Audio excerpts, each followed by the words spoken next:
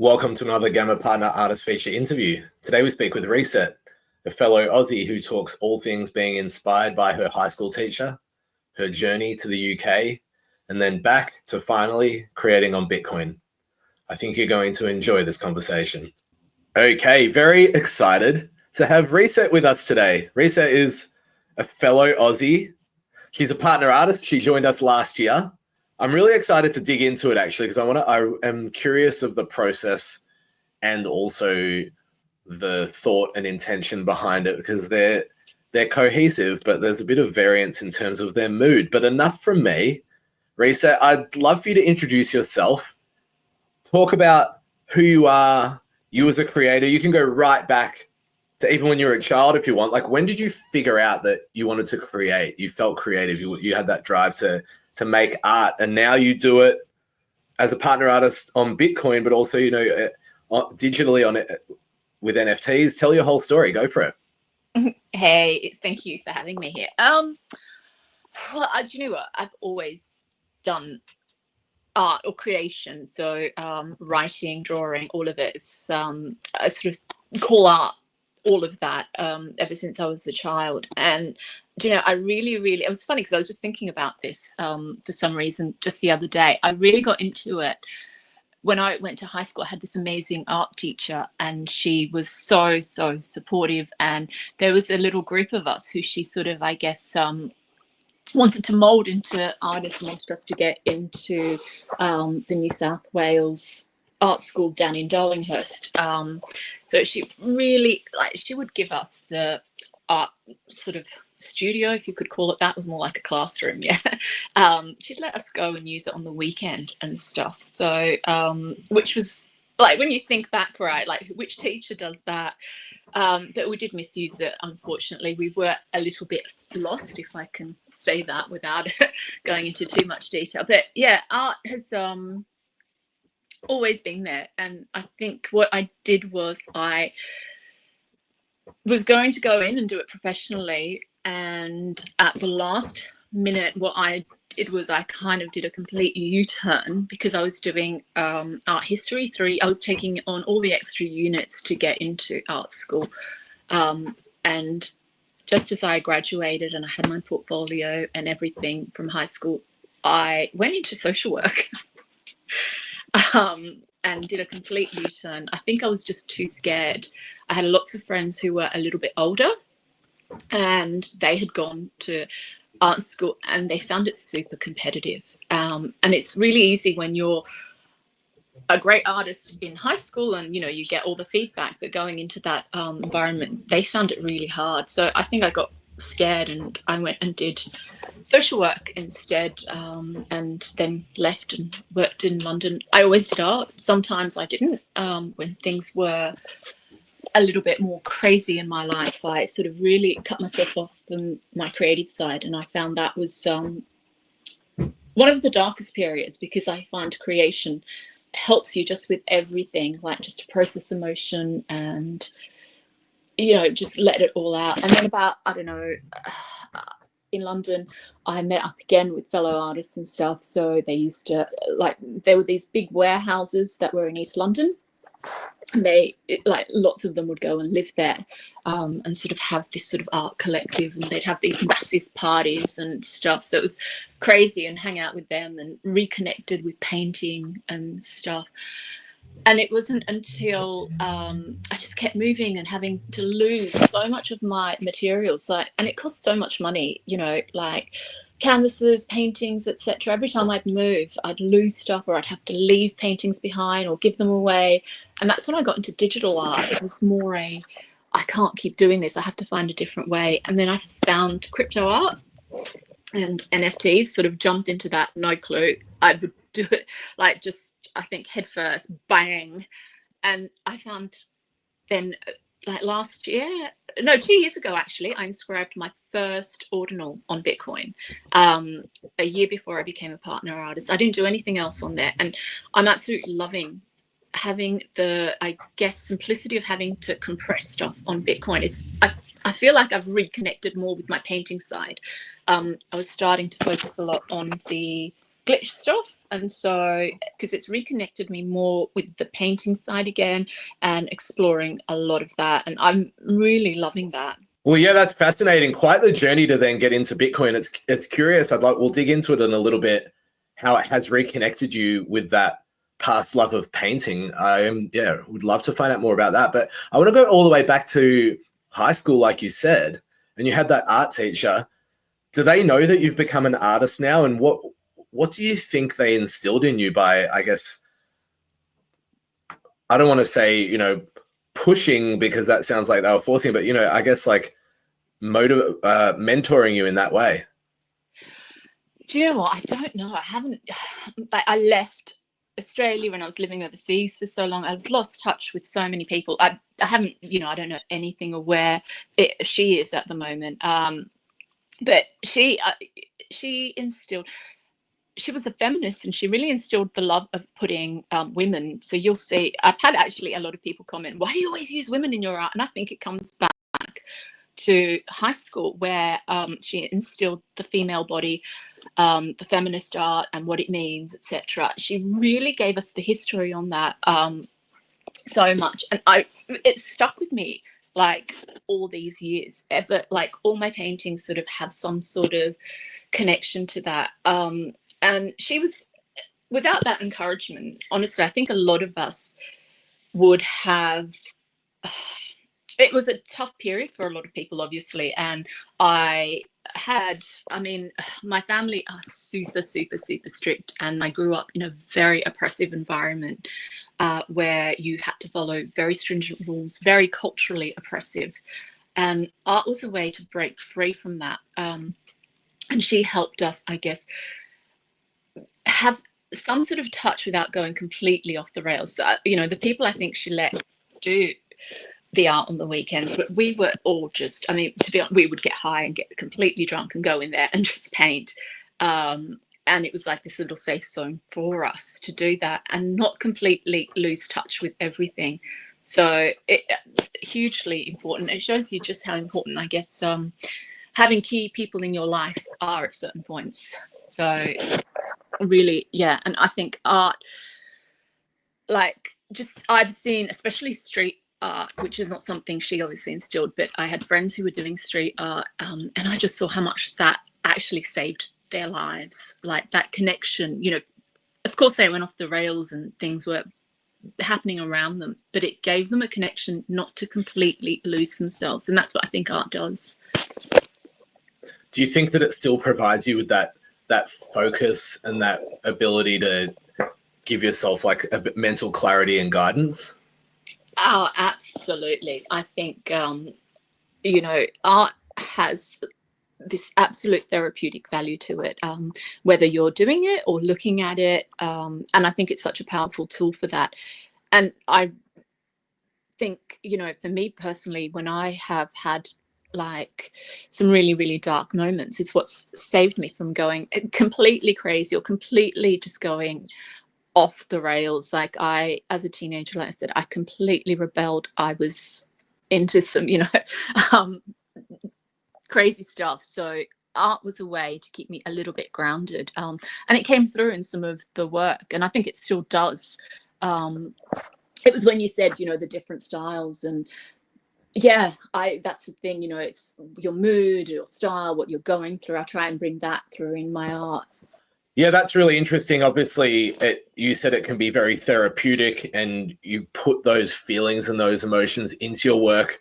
When you get creating, do you have a focus in mind, or does that mood, that part of your life that you're living in, just come out quite naturally? Do you know, when I'm I've just let it come out. So I'm not the sort of artist who would do storyboards or who will, collect things and then sort of have a plan in mind and have a process in terms of I want to achieve this. I do sometimes in my head. There are, I think, with the sort of, I guess, the AI video stuff, I do a little bit. There's a story I want to get told, but with the painting and some of the other work, I just sort of sit down and it happens. I know it sounds, but it's very intuitive. I let my subconscious almost take control. And so I always find that my best work is when I'm just sitting there and I'm experimenting and playing, and I don't know what I've done to get there, which is sometimes a bit frustrating, because when I want to repeat what I've done, I don't know do you know what I mean? I don't know how I've got there, the steps, so it can be a bit hard to reproduce some of those things. But yeah, I find that for me, if I just let myself do it without any just do it. Don't try and box it up. Don't try and do anything with it. Let it flow. That's how it works best for me. And let just the emotion come out, and the story, because sometimes it's about story that I feel that I would like to get told. And do you think that you create in a way where the viewer or the collector would be able to tell where you're at that point in time, or do you leave it up to their own perception? Sometimes I think you can see, and sometimes I'm trying, because when you see a piece of artwork, it's what I have to tell is one thing, but it's what then the viewer projects onto that is something completely different. And that's where I think the power is, because everyone gets something else from it. And I do want the viewer to have their own feelings, their own sort of raw emotion, visceral sort of reaction to it. But so, I mean, I know that like some of my, like Skier, for instance, I know some of the pieces I've had, some people have said, they're a bit too raw, or they've had a bit of a visceral reaction to it because it's quite sort of in your face. And I guess maybe because when I did create that piece of work, there was a lot of raw emotion that I was going through. Let's pull it up while you're talking about it. Yeah. Yeah. There it is. I think, for me, that one was it was a period of mourning and grieving and feeling completely out of control. And I don't know, maybe that comes through. I didn't think it came through until actually I had someone say, well, yeah, no, it does. It's quite raw. And so I try to leave it to people, and sometimes I do tell the story behind it. It depends. And it's quite a unique piece in terms of the juxtaposition between quite bright, almost happy-like colors with such like a dark, focused center object in the middle. Yeah, that's what I like to do. So that's, I think, the thread where you will have, I like to use color mainly. I mean, I do experiment with not, but yeah, having the dark subject, but using the color, because that's where I guess, in our subconscious, it's trying to go into that darkness, into our shadow self, to find it and sit with it. And that's where I find we get acceptance and we process the emotion, and we find the light. I know it always sounds corny to say that, but that's what it is, right? So, and that's what I think most of my work just actually encapsulates for me. And talk to us about the naming of your work, not just specifically this, but, for example, and also the description, you said the shadows obscure the light, the path forward is in your hands, which is very poetic. Do you spend quite a while doing that? And does that come during the piece or after the piece? How does that work for you? Do you know what? So Skier is a Greek word. So I tend to bring a lot of my culture into my artwork. And so I love writing. So in my past sort of painting work, and I find it a bit harder to do digitally, but I need to try. I would put more writing into the pieces, etc. So the descriptions have been a key part, I guess, of the artwork, because I like to incorporate the writing and the painting side by side. So sometimes I will sit with an artwork and think, I don't even know what to name it. I don't know what description to give it. How do I, because sometimes it's so personal for me. I don't want all of that to come through so that there's something for the viewer. And other times I just sit there and the description and the name come really easily. It depends on the piece. Yeah, and it's interesting bringing in, like you said, your own culture and so much experience into your work. Talk to us about your time. Was it in London? You said it was in the UK. How did that influence you?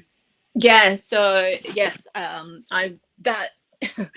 I was in London working as a social worker. I worked a lot with victims of torture, a lot of women who had escaped their country and tried to find a better life. So it was, I think, one of that particular part was one of the most rewarding experiences. It was really hard, and the social work side of stuff has been a crazy ride, but definitely comes through. There's work that I have, I guess, telling some of the stories of these women who a lot of the time have been unseen, who the system has failed, who've just, some of their resilience has just absolutely blown me apart. People who, the amount of torture them and their families, everything, they've gone through to come to a new country, to hope for a better life, for that country then to basically screw them over again, and then continue to have hope. And I've had, I guess maybe because I've been really lucky, where we've had some actual stories where there's been, a good outcome. You don't get that often. And I have been lucky that I've worked with some women who, and they kept in touch while I was there and sort of let me know, what, this is where I'm at now. And it's a beautiful journey that to be part of. It's a privilege. So yeah, I do bring some of that into my work, and bring, I guess, some of that political side of it into it. And you mentioned that you lived with artists and they hosted some crazy warehouse parties and things. Like, sounded like a lot of fun, but did you learn a little bit more? Did you learn a little bit artistically through that journey too? So I didn't live with them because they lived in right. Sorry. derelict warehouses. Yeah. Like, they were, do you know what? They were crazy. It was, I did, so one of the things for me has been with the traditional art world is, so I remember the first exhibition I went to, I was I don't know, 15. It was a private opening, and we were obviously pretending to be older and drinking there, la-di-da-di-da.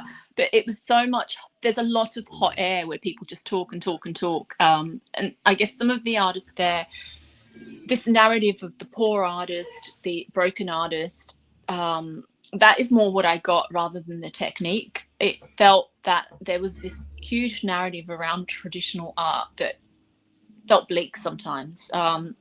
Not always, and there were people who went on and did really amazing things, and were absolutely cutting edge and stuff. But yeah, I think that's more what I got from it than actually learning more about the techniques, if that makes sense.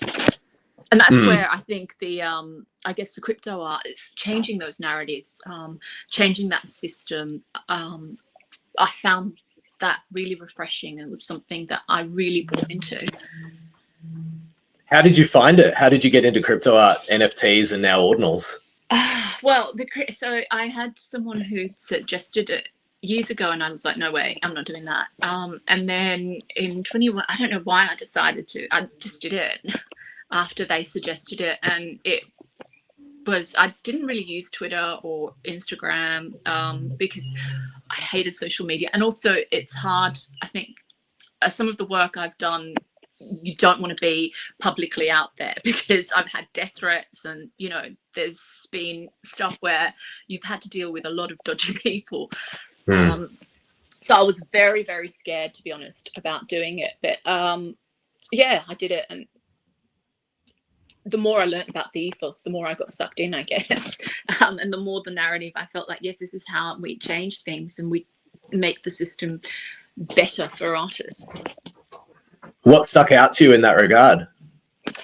So it was trying to break through this gatekeeping. So the traditional art world is really you've got these galleries, and it's who gets in, who not. I mean, I know we still have that here, but it is very much a gatekeeping process. And I understand that sometimes it has to be in the curation, and there's lots of different arguments for all of those sides.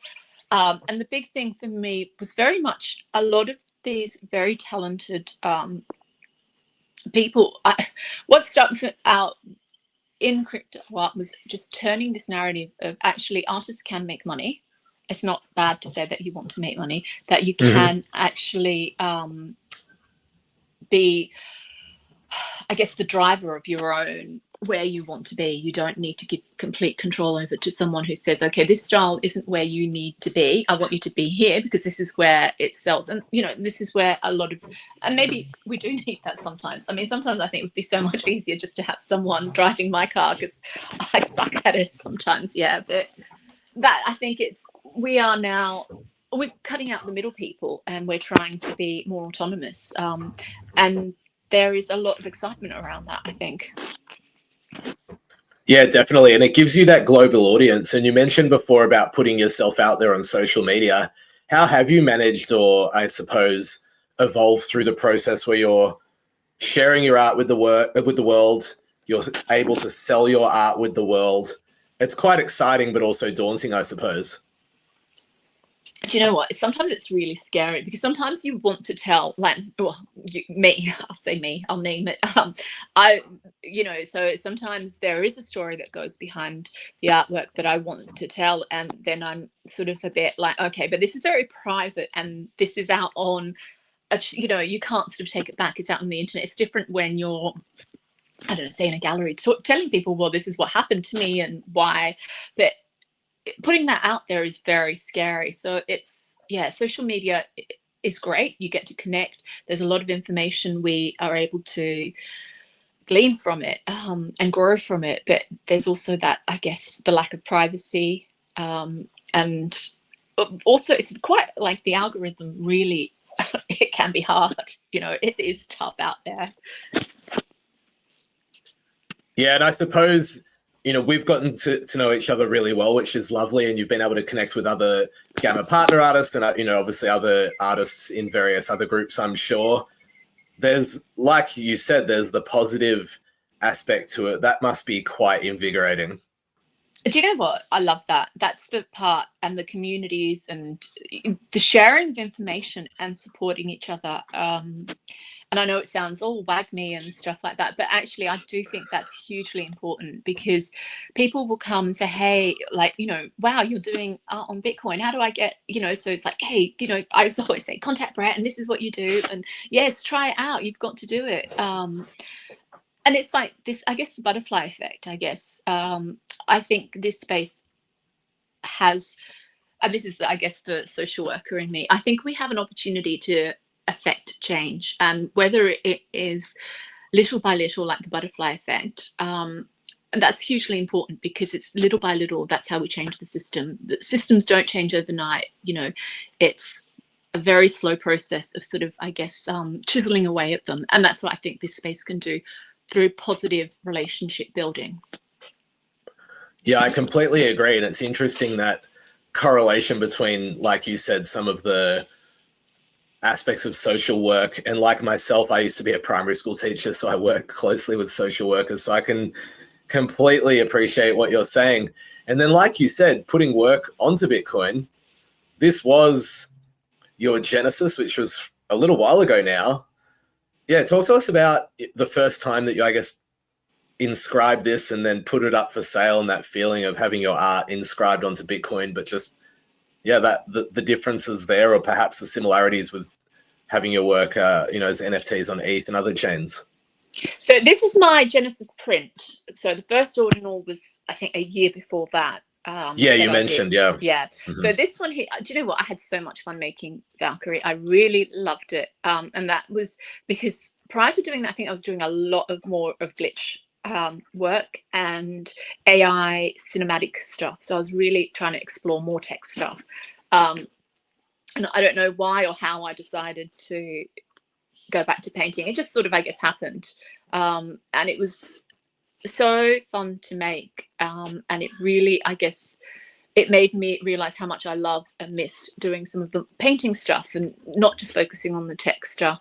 So it was great inscribing her onto Bitcoin and then doing the prints. There was it's a crazy feeling. I guess there was a feeling of almost like euphoria. It's completely different to Ethereum, maybe because it's so new, but it is a different feeling to Ethereum. And I guess because with Ethereum, you need it to point to an IPFS or whatever it is, the different, whereas on Bitcoin, it's on chain. So you have to work with the compression, there are these different, I guess, constraints, but it's quite exhilarating to do that because it's fun to play with that. What can you create within those constraints? So I really love doing it. Yeah, and I know Empress Trash has talked about how having she called it, she had an art teacher that told her like working with a straight jacket actually breeds creativity, and you still get very like rich and vivid color. Yeah, how have you gone sort of, I guess, learning how to compress and being happy with outputs, and like you said, then having that permanence? There is on-chain work on ETH, but it's a little bit different. We're obviously talking about Bitcoin here. So yeah, have those challenges changed the way in which you create, or you create and then work out a way of getting them on chain? So a little bit of both, because they have, I think, influenced it though, because I haven't done any of the glitch stuff yet. I know I need to look into it, and maybe I won't for Bitcoin. I don't know, but yeah, it's sort of made me think smaller instead of like these huge file sizes that I was used to playing with. But in terms of the color, I think you can still do that within a smaller pixel resolution and play around with it and see what you can achieve. But it's been great to see what you can do with that. Yeah, and sort of then you focus your creativity in another way. Yeah, and in this piece it says it's a mix of AI and digital painting. How do you use AI, and how does it, I guess, change or influence the way you work, and how do you incorporate it as part of your process? So, AI, I think, has absolutely revolutionized how I do things in some ways. I think it's made me, it takes me quite a long time to finish something. And so before AI, it would take ages and ages and ages and ages. So AI has sped up my process, but I love using words and the written form. So sometimes one of the frustrations I've always had is the fact that what I want to say or what I can see, my abilities haven't always been able to translate that into an art piece. And AI lets me do that a little bit more. So to use the words to create something. So sometimes I would just output stuff and I think, okay, let me play around with it, which is what I did with this. And then I'll just start playing and painting over and the work. So the AI piece for Valkyrie looks completely different. It's almost, that's the fun part, because it started with the words and then it transcended into something else. And I love doing that with AI. I think it's so much fun. Yeah, it's so interesting. It can be used so effectively, and it sounds like you can use it as that base and then really expand upon it. And then, yeah, I think the next piece that you dropped, if I remember correctly, was Fervent Dreams, which we'll pull up. Which again, I think probably that and Skia influenced my verbiage at the start, saying the work can seem moody, or you can tell that there's a lot of emotion in it. Yeah, am I wrong in saying that in regards to this piece? No, definitely. There's obviously lots of, sort of, a different change in life and what I wanted to play around with and what is happening comes through. And Fervent Dreams is also, I guess,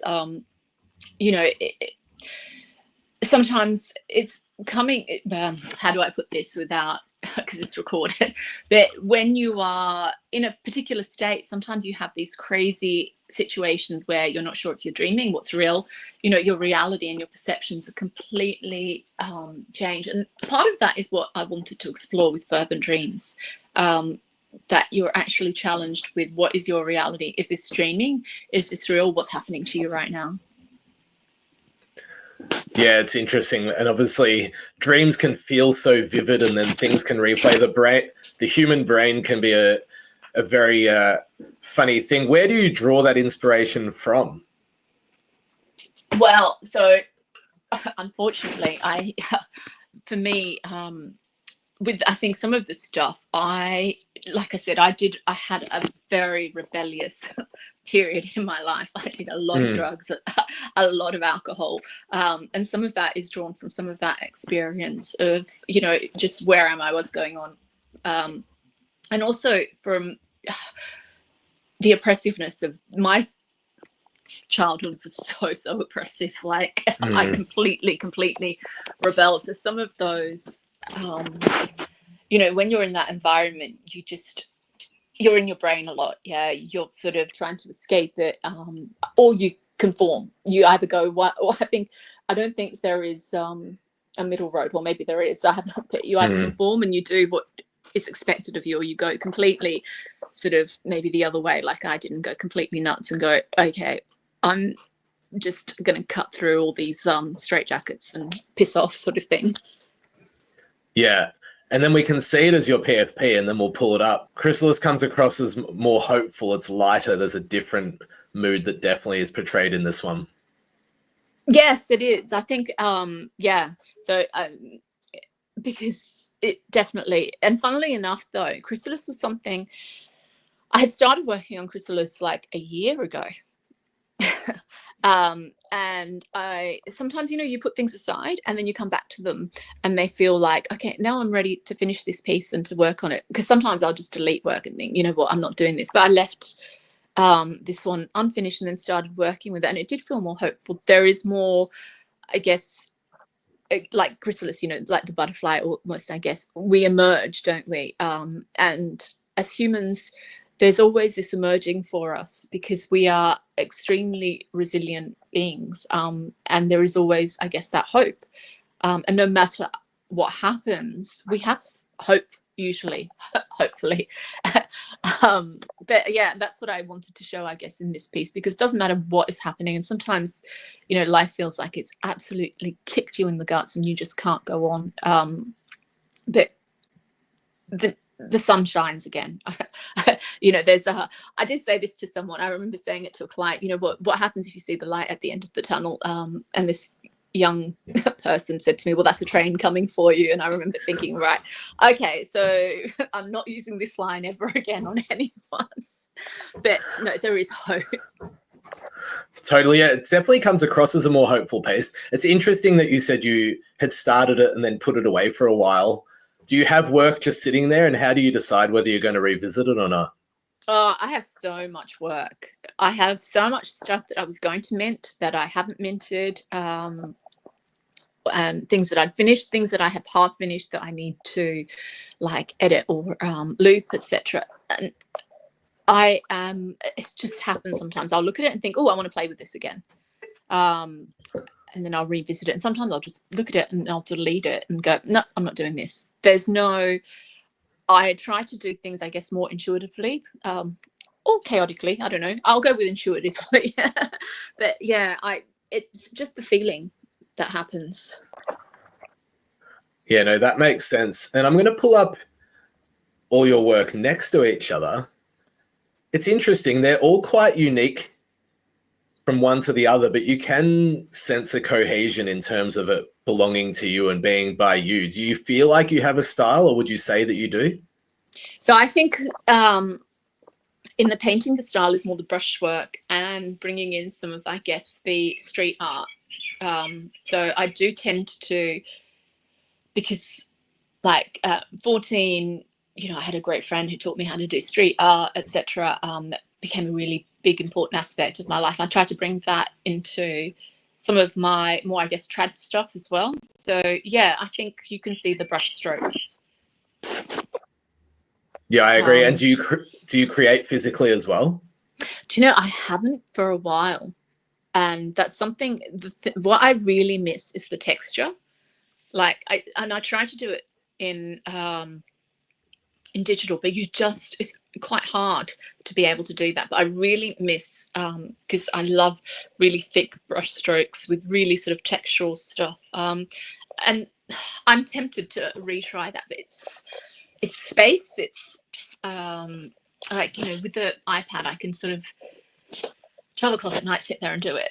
It's really hard to do that with painting. So, but maybe I'm getting that itch. For sure. Well, it's interesting because, like you said, even at a glance across each of these four pieces, there's a texture in your digital painting, so it comes across as something in the style in which you create.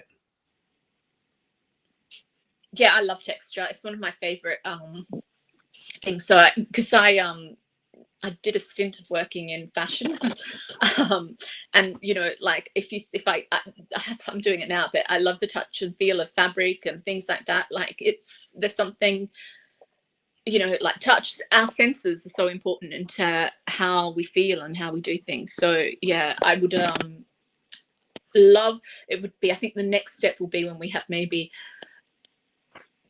iPads or laptops, etc., that give you that actual 3D texture. I think that would be amazing.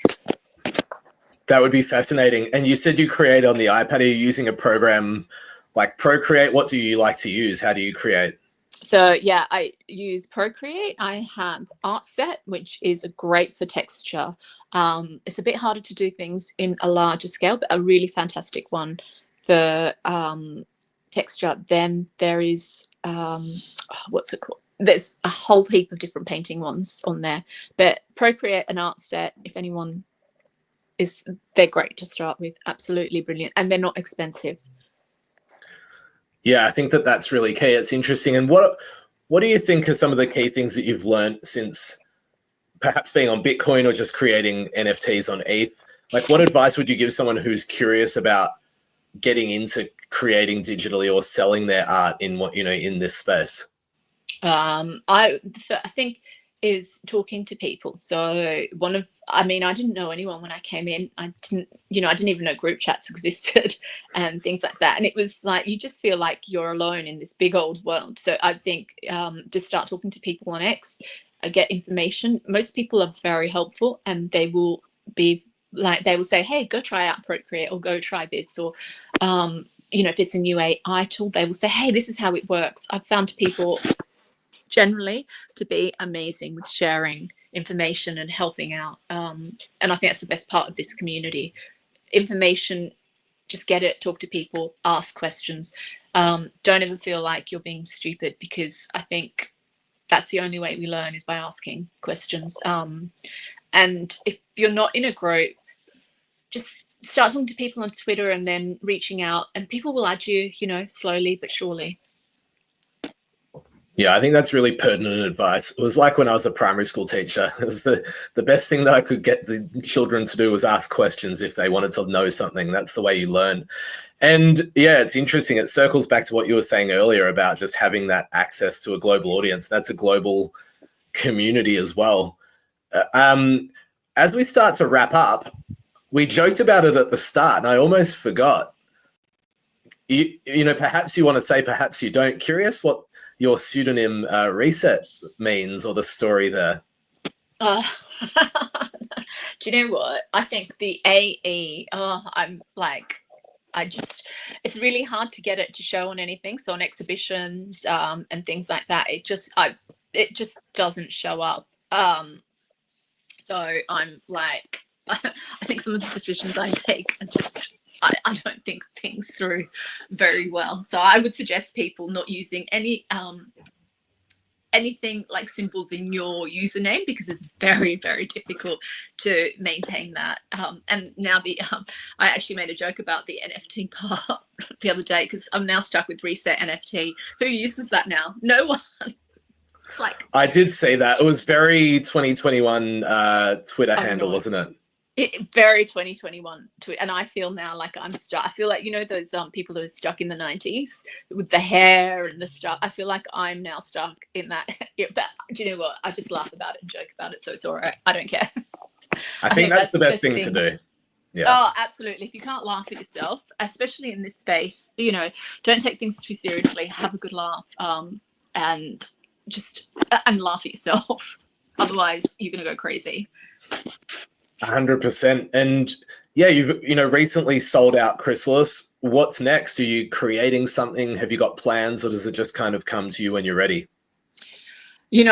Sometimes I just go through a period of not being able to create for different various reasons. So my plans are, so I still have Skier, which I think, like I said, this is quite a raw piece. So I think people maybe aren't connecting with it as much, which happens sometimes. Sometimes I find that, I'm not saying this is my favorite work or anything, but I find that some of the pieces that I love the most, you get, and I've heard other artists say this, you don't get the same response. And sometimes the things that you think, people love it. You don't know what's going to happen, but hopefully my plan is to create more focus on Bitcoin at the moment. So yes, I need to read up on the parent-child relationship and how to do my one-of-ones, etc. on there. I need to find time to do that and make brain space to understand.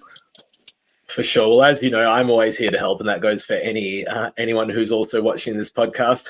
So, RjourdSet, it's been an absolute pleasure. It's been really fun to dive a little deeper. Thank you for being raw and honest, and digging a little bit into your past and the things that have shaped you in your journey. We're so happy to have you creating with us on Gamma. So a big thank you for your time.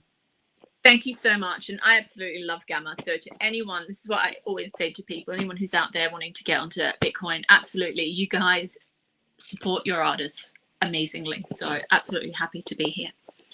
Well, thank you. We can't do it without you. So appreciate it.